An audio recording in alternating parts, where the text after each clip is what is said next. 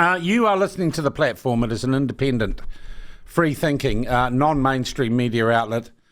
We are supported by the subscriptions of people on Platform Plus, which gives you extra engagement options online through our app, which you can download for free. You can always listen for free on the platform. And we also have very loyal advertisers who do their best to keep us afloat. Please do consider advertising with us. Right, let's have a look at a story, and I love it when this happens, when I get an envelope in my office. Old school, something turns up with my name on it. I don't know who it's from. And you open it up. Often they're tracts from the Bible that go straight in bin 13. But occasionally, someone will send me something that has got a story in it, and this happened on Monday. And I thank whoever this anonymous person was. What they sent me was a report. It's actually published online, but I wouldn't have bothered going to look for it unless it had been sent to me. It's a report from the Fire and Emergency Services in New Zealand, which is administered by the government via the Minister of Internal Affairs. So fire and emergency, they run our fire stations and our rescue services. They're very important people. And their chief executive was a guy called Kerry Gregory. And he's got some proposals for realignment of fire and emergencies functions. And most of it seems like a pretty meaningful push to make the outfit more efficient, deliver more bang for your taxpayers' buck. And of course, the fire service run by insurance levies and the like, very important. Save people's lives, save people's properties. You wouldn't have thought, would you? And don't forget, I read this in the context of having a government for a year and a half and a Prime Minister who said only recently he's going to get rid of Maorification in the public service. But here is what the boss of Fire and Emergency New Zealand, Kerry Gregory, here's what he had to say on page 15 of this report, which the person who sent it to me had highlighted. Good on you. Just bear with me. It's going to be much more exciting and engaging, I think, than the already exciting and engaging readings I do of Jacinda Ardern's book.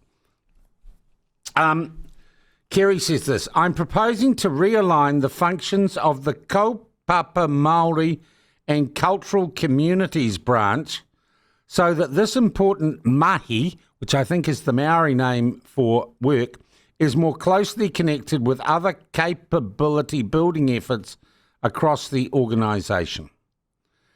The proposal involves moving our Tautaka Wainga Māori liaison officers into a renamed Operational Response Branch, aligning their work more closely with our broader operational and engagement efforts. It presumes fighting fires and dealing with disasters.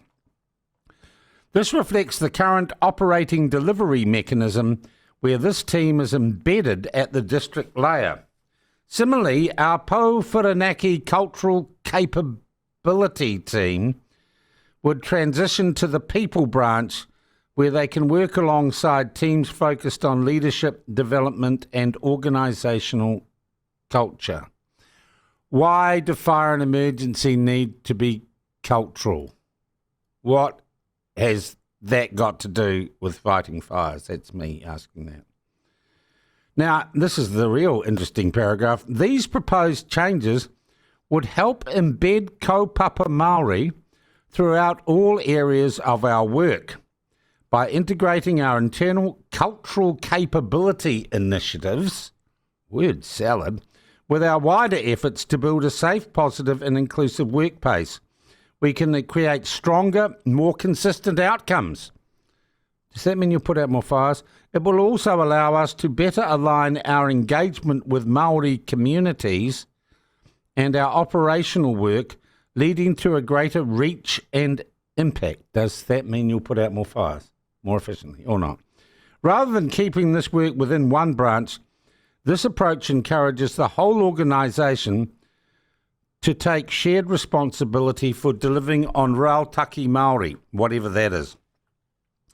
I'm also proposing the creation of a Pou Aurahi Kaupapa Māori and Cultural Communities role to provide strategic and operational and cultural leadership, ensuring that Te Ao Māori perspectives, values and tikanga, which is just mumbo-jumbo stuff, are ingrained in how we function. Will that help you put out more fires more efficiently? I wonder. The role would help ensure our services, policies and programs are culturally appropriate. I never realised a fire engine had to be culturally appropriate and effective for the many different cultures across Aotearoa, New Zealand. Well, it's called New Zealand, not Aotearoa, New Zealand. This doesn't look to help any other culture but the Maori culture, does it, Kerry Gregory? By sitting outside ELT, whatever that is, the Pou Arahi can work across multiple teams and layers to remove barriers to embed Te Ao Māori and cultural perspectives into our work to keep us accountable to our commitment to Māori as tangata whenua. Well, I'm tangata whenua too, mate. And what commitment is this? Is that written down in your act? They can maintain independence to focus on their specialist advisory mandate without being tied to day-to-day operational managers of this organisation. Having this role report directly, blah, blah, blah, blah. I want to be really clear, this is not about taking Kaupapa Māori out of the organisation. Clearly, these proposed changes would help us ensure the work of Kaupapa Māori becomes a part of everything we do by encouraging all parts of the organisation to take ownership rather than it being siloed in one area. So there we go. Maorification of the fire service. What is that even doing in there? I wonder. Go to the fire service, look at this proposal. You can find it online. I've also put it up on the platforms. We might put it on the Facebook as well, the platform's Twitter account at theplatform.kiwi. So what are your thoughts? Is this the sort of Maorification that you want or you voted for? And the Minister of Internal Affairs is Brooke Van Velden. We will apply to talk to her tomorrow.